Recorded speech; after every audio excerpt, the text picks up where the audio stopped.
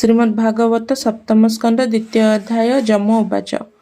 ଆହୋ ଅଦ୍ଭୁତ କଥା ଦେଖ, ଏ ସର୍ବ ବୟସେ ଅଧିକ ବାଳକ ପ୍ରାୟ ନ ଜାଣନ୍ତି, ବିମୋহে ରୋଦନ କରନ୍ତି। ଏ ପ୍ରାଣ ଯହୁଁ ଆସିଥିଲା କର୍ମ ସଙ୍ଗତେ କରି ଖେଳା, ତହିଁକି ଗଲା କର୍ମ ଅନ୍ତେ, ଜାଣି ନ ଜାଣୁ ତୁ କେମନ୍ତେ।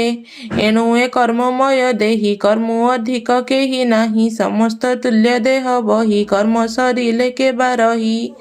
ଯହୁଁ ଅଇଲା ତା ନ ଜାଣେ ଦେହକୁ ନିତ୍ୟ ପ୍ରାୟ ମଣେ, ଅନ୍ତେ ଯହିଁକି ପ୍ରାଣ ଜୀବ ଏହା ନ ଜାଣେ ବ୍ରହ୍ମା ଶିବ। ସଂସାର ମଧ୍ୟେ ଦେହ ବହି ସକଳ ମଧ୍ୟେ ଧନ୍ୟ ମୁହିଁ, ପିତା ଜନନୀ ମୋର ନାହିଁ ବୁଲଇ ଅରକ୍ଷିତ ହୋଇ। ବୃକ ପ୍ରଭୃତି ଜନ୍ତୁ ଯେତେ କେ ଭକ୍ଷି ନ ପାରନ୍ତି ମୋତେ, ଗର୍ଭେ ଯେ ରକ୍ଷା କଲା ମୋତେ, ଏବେ ସେ ଅଛି ମୋ ସଙ୍ଗତେ। ଈଶ୍ୱର ଇଚ୍ଛାରେ ସର୍ଜଇ ପାଳଇ ପୁଣ ସଂହାରଇ, କ୍ରୀଡ଼ା ତାହାର କ୍ରୀଡ଼ା ଏ ଜଗତ କିବା ବାଳକ ତାତ ମାତ। ଏ ଜାତି ନିଜ ପଥ ଏ ପ୍ରାଣୀ ନିଜ ପଥ ଛାଡ଼ି, ନିୟତ କର୍ମ ଯେବେ ହୁଡ଼ି, କର୍ମ କରଇ ତାକୁ ରକ୍ଷା ଗୁରୁଙ୍କ ପ୍ରାୟ ଦେଇ ଦୀକ୍ଷା।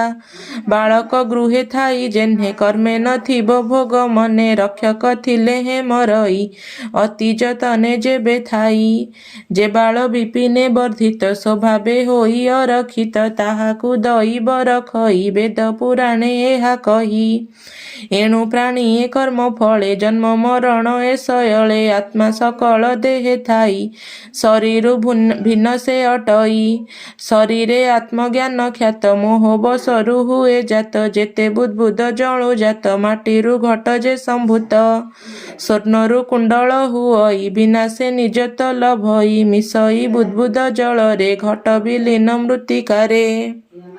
କୁଣ୍ଡଳ ସ୍ୱର୍ଣ୍ଣତକୁ ପାଇ ଶେଷରେ ଜଳାଦିର ହଇ, ତେସନେ କାଳ ବସେ ଜାତ କର୍ମ ଭୋଗେଣ ଜୀବ ମୃତ। ବିନଷ୍ଟ ହୁଅଇ ଶରୀର ଆତ୍ମା ଚଳଇ ନିରନ୍ତର, ଅଗ୍ନି ଯେ ସନେ କାଷ୍ଠେ ଥାଇ ସ୍ୱଭାବେ ଭିନ୍ନ ସେ ଅଟଇ। ପବନ ଦେହ ମଧ୍ୟେ ଥାଇ ଦେହରୁ ପୃଥକ ଅଟଇ, ଆକାଶ ସର୍ବବ୍ୟାପୀ ହୋଇ କାହାରି ସଙ୍ଗେ ଲିପ୍ତ ନୋହି। ଏ ଜୀବ ପୁରୁଷ ତେମନ୍ତ ସ୍ୱଭାବେ ତ୍ରିଗୁଣାତିରିକ୍ତ, ସୁଯଜ୍ଞ ରାଜା ଏ ନୁହଇ ରୋଦନ କର କାହିଁ ପାଇଁ। ଶ୍ରୋତାବକତା ନାହିଁ ଏଥେ ରୋଦନ ଶୁଣିବ କେମନ୍ତେ, ଏ ଦେହ ମଧ୍ୟେ ଆତ୍ମା ଥାଇ ଇନ୍ଦ୍ରିୟ ସଙ୍ଗେ ପ୍ରକାଶଇ।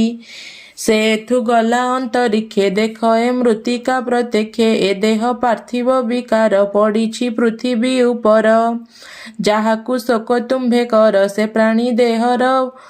ପ୍ରାଣୀ ଏ ଦେହର ପର। ଏ ପଞ୍ଚଭୂତ ଇନ୍ଦ୍ରିଗଣ ମନ ଯେ ଏହାଙ୍କ କାରଣ, ଆତ୍ମାଟି ଏହାଙ୍କର ସଙ୍ଗେ ପ୍ରକାଶ ଉଚ୍ଚ ବାଚରଙ୍ଗେ।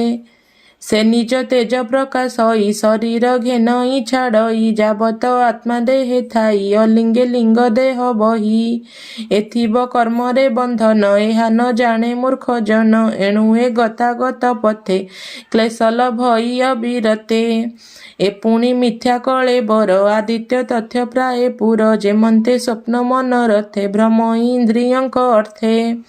ଦେଖଇ ସତ୍ୟ ପ୍ରାୟ ତାହା ନିଦ୍ରାର ଅନ୍ତେ ହୁଏ ମାୟା, ଏହାଙ୍କ ନିତ୍ୟାନିତ୍ୟ ପଥେ ପଣ୍ଡିତେ ନ ଘେନନ୍ତି ଚିତ୍ତେ। କର୍ମ ଅନ୍ୟଥା କେ କରିବ ଯାହା ନ ଜାଣେ ବ୍ରହ୍ମା ଶିବ।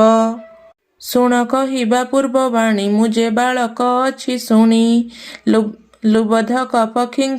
ଲୁବ୍ଧକ ପକ୍ଷୀଙ୍କ ମାରଣେ ଦିନେ ପଶିଲା ଘୋର ବନେ, ବୁଲଇ ହସ୍ତେ ପାଶ ନେଇ ପକ୍ଷୀଙ୍କ କାଳ ପ୍ରାୟ ହୋଇ। ଲତା ଗହଳେ ସେ ପଶିଲା ଅନ୍ତର ହୋଇ ନ ରହିଲା, ଆହାର ଜାଲ ତଳେ ଥୋଇ ଲୁଚିଲା ଲତା ମଧ୍ୟେ ଯାଇ। କୁଳିଙ୍ଗ ପକ୍ଷୀ ପତ୍ନୀ ମେଳେ ବସି ଯେ ଥିଲା ବୃକ୍ଷ ଡାଳେ, ଆହାର ଦେଖି ଜାଲ ତଳେ ପଶିଲା କୁଳିଙ୍ଗ ଚଞ୍ଚଳେ। ଲୁବ୍ଧକ ଜାଲ ପାଶେ ଛନ୍ଦି ସେହି ପତ୍ନୀକୁ କଲା ବନ୍ଧି, ପତ୍ନୀ ମରଣ ପକ୍ଷୀ ଦେଖି ତତ୍କ୍ଷଣେ ଆସନ ଉପେକ୍ଷି।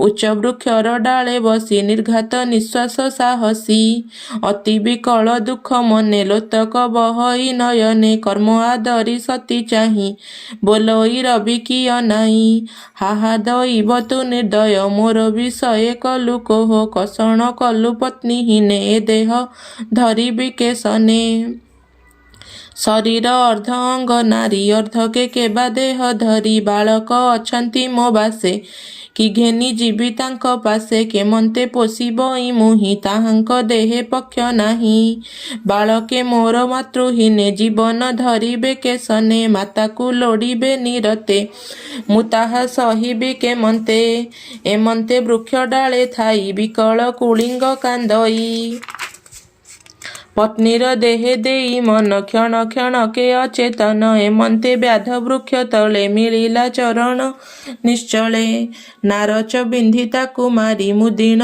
थोइला पंजरी तहु से निजपुर गला शुण गो नृपति बला आत्मार गति न जान सुजन वचन न शुण शतबरस एही ठावे रोदन करुथिब जेबे तेबे कि उठिब शरीर केमंते विचार तुम्भर हिरण्यकशिपु उवाच बालक वचन एमंते शुणी सकल एक चिते माया छाड़िले ज्ञान पाई उठिले एकुआरे चाही बोलंती मिथ्या ए संसार अनित्य मनुष्य शरीर जम ए उपदेश देला तत्क्षणे अंतर्ध्याने गला तत्क्षणे ज्ञाति गोत्र मेले राजार प्रेत कार्य कले एणु मो अनुज मरणे शोक करिबी कि कारणे एमंते मायारे संसार के निज केबा अछि पर नारद उवाच एमंते शुणी पुत्र कथा शोक छाड़िले राजमाता पुत्र बधूंकु शांत करी तथ्य वचन मने धरी